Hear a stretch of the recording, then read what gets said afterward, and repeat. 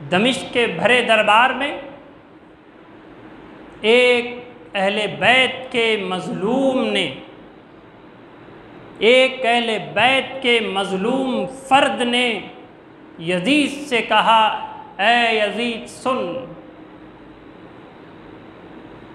حسین کے خون سے جس سلطنت کو کی بنیاد تو نے رکھی ہے، اے یزید، حسین کے خون سے تو نے اپنی سلطنت کی جو بنیاد تم نے قائم کی،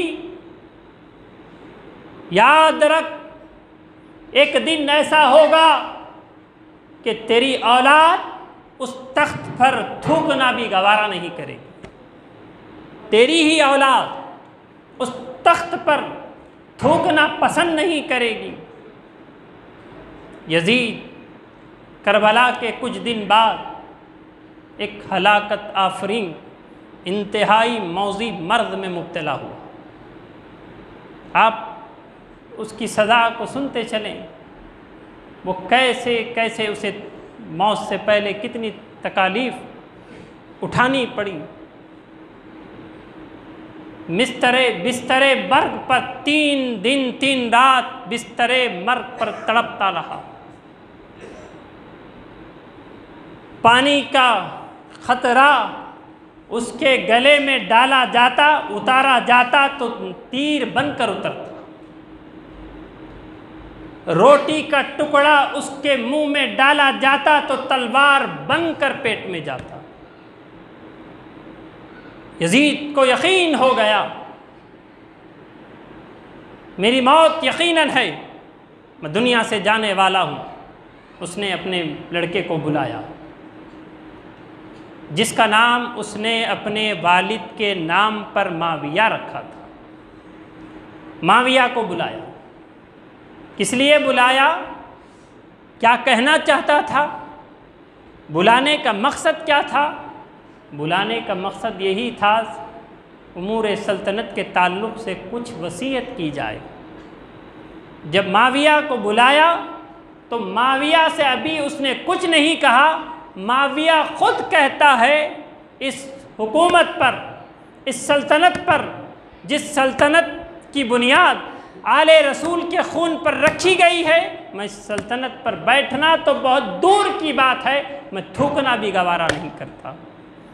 عزیزان گرامی قدر، آپ اس بات کو ذہن میں رکھ کر اس بات پر غور کریں، یزید کو ایک آل رسول نے للکار کر کہا تھا، اے یزید، حسین کے خون کے بدلے میں تو نے جس سلطنت کی بنیاد رکھی، ایک دن ایسا ہوگا کہ اس تخت پر تیری اولاد تھوکنا پسند نہیں کرے گی۔ آل رسول کی بد دعا خالی نہیں جاتی۔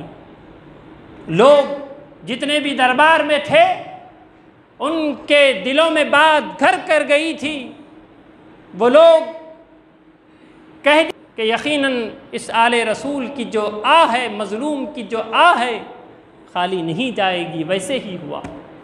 اس کی اولاد کہتی ہے، معاویہ کہتا ہے کہ میں اس تخت پر نہیں بیٹھ سکتا، بیٹھنا تو بہت دور کی بات، تھوکنا بھی گوارا نہیں کرتا۔ عزیزان گرامی قدر،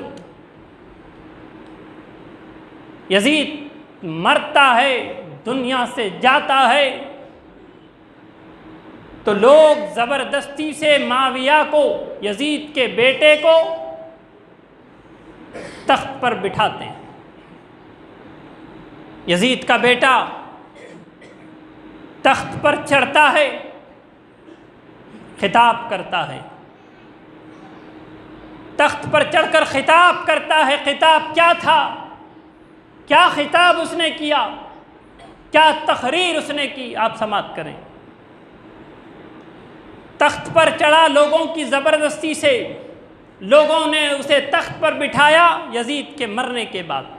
تو معاویہ تخت پر چڑھ کر کہتا، تمہاری محبتوں کا شکریہ، تم نے مجھے اس قابل سمجھا اور تخت خلافت پر تم نے مجھے بٹھایا، لیکن میرے باپ نے ظلم کیا ہے اور میں اس تخت پر نہیں بیٹھ سکتا جس تخت سے آل رسول کی خون کی بو آتی ہے، میں اس تخت پر نہیں بیٹھ سکتا۔ میں تم سے گزارش کرتا ہوں، تمہاری محبتوں کا شکریہ ادا کرتا ہوں، آئندہ مجھے اس تخت پر بیٹھنے کی گزارش نہ کرنا۔ عزیزان گرامی قدر، اتنا کہتا ہوا تخت سے نیچے اتر کر حجرے میں بند ہو جاتا ہے۔ حجرے میں بند ہوتا ہے، ایسا بند ہوتا ہے اس کے 15 دن کے بعد اس کی لاش ہی باہر آتی ہے۔ 15 دن کے بعد لاش باہر آتی۔ عزیزان گرامی قدر، غور کریں، یزید کے غالباً 5 لڑکے، ایک بھی باقی نہیں رہا، سب ختم ہو گئے، سب ختم ہو گئے۔ شاعر کہتا ہے ظلم کی ٹہنی کبھی پھلتی نہیں۔ جو ظلم کرتے ہیں اس کے تعلق سے شاعر کہتا ہے ظلم کی ٹہنی کبھی پھلتی نہیں، ناؤ کاغذ کی کبھی چلتی نہیں۔ ناؤ کشتی کو کہتے ہیں، اسی لیے شاعر کہا ظلم کی ٹہنی کبھی پھلتی نہیں، ناؤ کاغذ کی کبھی چلتی نہیں۔ اے یزید تیرا تخت و تاج 2 گھڑی کا تھا، اے یزید تیرا تخت و تاج 2 گھڑی کا تھا، آج بھی ہے دلوں پہ حکومت حسین کی، آج بھی ہے دلوں پہ حکومت حسین کی۔ یزید کی کوئی اولاد باقی نہیں رہی، ایک امام زین العابدین زندہ ہیں، ایک امام زین العابدین سے آپ دیکھتے چلیں کئی ہیرے پیدا ہوئے، جس کو دنیا امام جعفر صادق کے نام سے جانتی ہے، جس کو دنیا بندہ نواز کے نام سے جانتی ہے، جس کو دنیا غریب نواز کے نام سے جانتی ہے، جس کو دنیا جلال الدین حسینی کے نام سے جانتی ہے۔ کئی ہیرے پیدا ہوئے، حسنی حسینی جو سلسلہ ہے زین العابدین سے چلا، حسنی جو سلسلہ ہے حسن مثنیٰ سے چلا۔ پتہ کیا چلتا ہے؟ یزید کا نام لینے والا آپ کو نہیں ملے گا، حسین کا نام لینے والے ملیں گے۔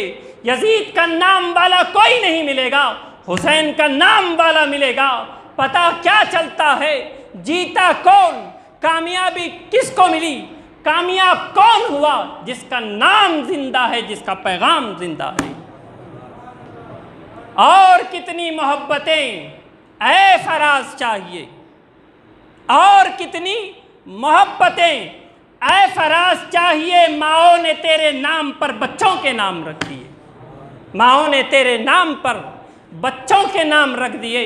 امام حسین کا نام باقی، امام حسین کی شان، امام حسین کی عظمت، امام حسین کا پیغام زندہ تھا، زندہ ہے، زندہ رہے گا۔ مٹ گئے مٹتے ہیں، مٹ جائیں گے آدھا تیرے، مٹ گئے مٹتے ہیں، مٹ جائیں گے آدھا تیرے، نہ مٹا ہے نہ مٹے گا کبھی چرچا تیرا۔ وما علینا الا البلاغ۔